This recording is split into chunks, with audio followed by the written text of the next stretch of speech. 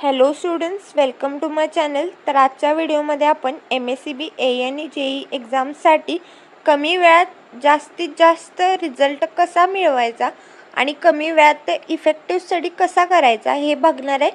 So please हा video शेवटपर्यंत नक्की पहा आणि जर व्हिडिओ आवडला तर लाईक, शेअर आणि सबस्क्राईब करा. ओके, सो आत्ता आपण बघणार आहे हाऊ टू स्टडी, म्हणजे एक्झॅक्ट स्टडी कसा करायचा जेणेकरून कमी वेळात आणि कमी एफर्ट्समध्ये जास्त आउटपुट किंवा जास्त रिझल्ट तुम्ही मिळवू शकताय. ओके, MSCB AE आणि JEEसाठी. सो त्यात पहिला पॉईंट आहे सिलॅबस अँड PYQ ॲनालिसिस. तुम्हाला सिलॅबस ॲनालिसिस केलं पाहिजे, म्हणजे तुम्हाला त्या एक्झामसाठीचा डिटेल सिलॅबस माहीत असणं गरजेचं आहे. बिकॉज तुम्ही कोणतीही जरी एक्झाम देणार असाल तर त्यासाठी मोस्ट इम्पॉर्टंट थिंग आहे की तुम्हाला त्या एक्झामसाठीचा सिलॅबस माहीत असणं गरजेचं आहे. मग जर सिलॅबस माहीत असेल तरच तुम्ही तो अभ्यास करून ती एक्झाम क्रॅक करू शकता. ओके, त्यानंतर PYQ ॲनालिसिस करायचं आहे. मग प्रिव्हियस इयर क्वेश्चन जे असतात ते तुम्हाला ॲनालाइज करायचे आहेत. मग त्यातून तुम्हाला समजतं की एक्झॅक्ट कोणत्या पार्टवर किंवा कोणत्या सब्जेक्टवर किती क्वेश्चन्स आलेत आणि कोणत्या सब्जेक्टला जास्त वेटेज आहे. मग त्यानुसार तुमचा टाईम ॲडजस्ट करून तुम्ही ती एक्झाम क्रॅक करू शकता. ओके, त्यानंतर नेक्स्ट पॉईंट आहे नोट्स. मग तुम्ही जर यूट्यूब व्हिडिओज बघत असाल किंवा जर ऑनलाईन क्लासेस करत असाल तर त्याचे जे नोट्स असतील त्यातून तुम्ही सेल्फ नोट्स आणि शॉर्ट नोट्स क्रिएट करायचे आहेत. ओके, मग सेल्फ नोट्स म्हणजे काय, तर ते ऑलरेडी जे नोट्स आहेत त्यातून तुम्हाला जेवढं समजले ते तुम्ही स्वतःच्या भाषेत ते लिहिणार आहे. आणि शॉर्ट नोट्स म्हणजे काय, तर जे ऑलरेडी नोट्स आहेत त्यातून इम्पॉर्टंट तुम्हाला जेवढं वाटतं तेवढा हायलाइटेड पार्ट तुम्ही शॉर्ट नोट्समध्ये लिहिणार आहे. ओके, त्यानंतर नेक्स्ट पॉईंट आहे प्रिव्हियस रिव्हिजन. म्हणजे आत्तापर्यंत तुम्ही जेवढा काही अभ्यास केला आहे त्याचा तुम्ही रिव्हिजन करायचं आहे. अजिबात विसरायचं नाही आहे आपण मागं काय अभ्यास केला आहे ते. ओके, त्यानंतर नेक्स्ट पॉईंट आहे सब्जेक्ट वाईज टेस्ट. म्हणजे तुमचा जर एखादा सब्जेक्ट कंप्लीट झाला आहे तर त्या पर्टिक्युलर सब्जेक्टचा तुम्ही सब्जेक्ट वाईज टेस्ट दिली पाहिजे. ओके, त्यानंतर नेक्स्ट पॉईंट आहे फुल सिलॅबस टेस्ट. मग जेव्हा तुमचा फुल सिलॅबस कंप्लीट होईल तेव्हा तुम्हाला फुल सिलॅबस टेस्ट दिले पाहिजेत.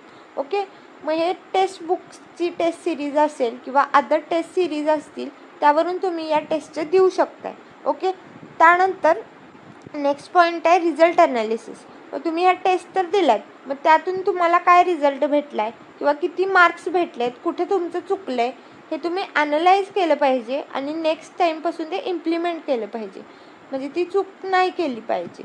ओके, त्यानंतर नेक्स्ट पॉईंट आहे फायनल रिव्हिजन.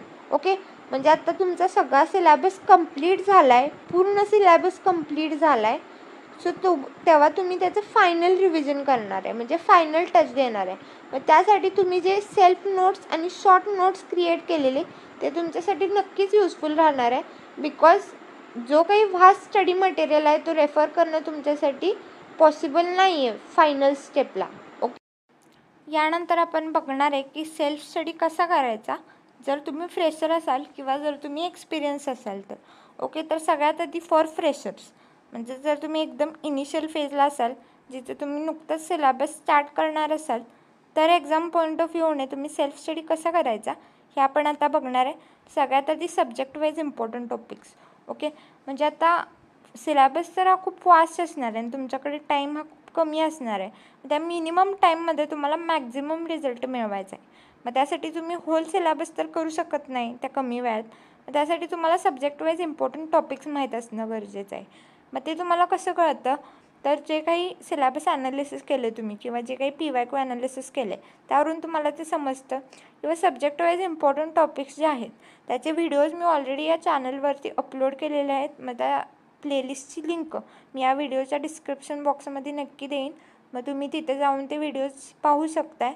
आणि मला खात्री आहे की तेवढे इम्पॉर्टंट टॉपिक्स जरी तुम्ही केले MSCB AE JEE एक्झामसाठी तरी नक्कीच तुम्ही ती एक्झाम क्रॅक करू शकताय. ओके, त्यानंतर नेक्स्ट आहे PYQ प्रॅक्टिस. ओके, PYQ प्रॅक्टिसमध्ये प्रिव्हियस इयर क्वेश्चन जे असतील ते तुम्हाला प्रॅक्टिस करायचे आहेत.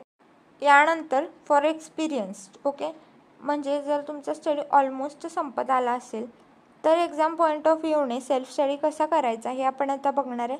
सगळ्यात आधी रिव्हिजन करायचे तुम्हाला.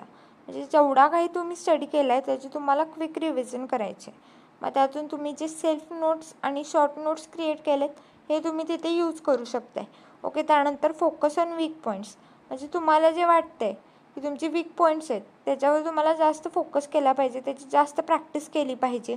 ओके. त्यानंतर PYQ प्रॅक्टिस, प्रिव्हियस इयर क्वेश्चन्सची प्रॅक्टिस तुम्हाला केली पाहिजे. ओके. आपण बघणार आहे MSCB AE आणि JEEसाठी सब्जेक्ट वाईज वेटेज. ओके.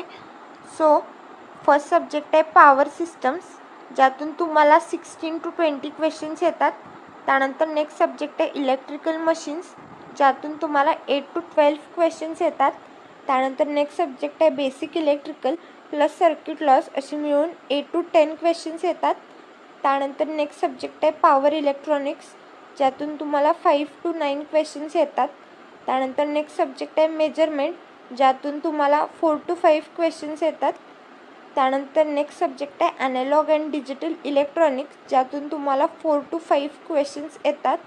त्यानंतर नेक्स्ट सब्जेक्ट आहे मॅग्नेटिक सर्किट्स, ज्यातून तुम्हाला 4 to 6 क्वेश्चन्स येतात. आणि त्यानंतर लास्ट सब्जेक्ट आहे कंट्रोल सिस्टम्स, ज्यातून तुम्हाला 2 to 3 क्वेश्चन्स येतात. ओके. सो आहे subject wise weightage MSCB AE आणि JEEसाठी. ओके. मग हे जर वेटेज तुम्हाला माहीत असेल तर यातून नक्कीच तुम्ही हे ॲनालाइज करू शकताय की कोणत्या सब्जेक्टला जास्त वेटेज आहे. यानंतर आपण बघणार आहे best books for quick revision. Okay. तर त्यात 2 बुक्स आहेत मेन, म्हणजे एक म्हणजे मेड इझीची आणि दुसरी यूथ कॅप्सूलची. हे दोन्ही बुक्स तुम्ही क्विक रिव्हिजनसाठी यूज करू शकताय. मी आज जे काही इम्पॉर्टंट पॉईंट्स असतील ते शॉर्टमध्ये दिलेले आहेत आणि कमीत कमी वेळामध्ये तुम्ही जास्त सिलेबस हा रिवाईज करू शकता या बुक्समधून. ओके. यानंतर आपण बघणार आहे best books for PYQ practice, म्हणजे PYQ प्रॅक्टिससाठी कोणते बेस्ट बुक्स आहेत हे आपण आता बघणार आहे. सगळ्यात आधी ACE पब्लिकेशन्सची बुक, त्यानंतर JB गुप्ताची बुक, त्यानंतर एसचंद पब्लिकेशन्सची बुक आणि त्यानंतर इंजिनियर्स अकॅडमीची बुक. हे बुक्स तुम्ही PYQ प्रॅक्टिससाठी यूज करू शकताय. ओके.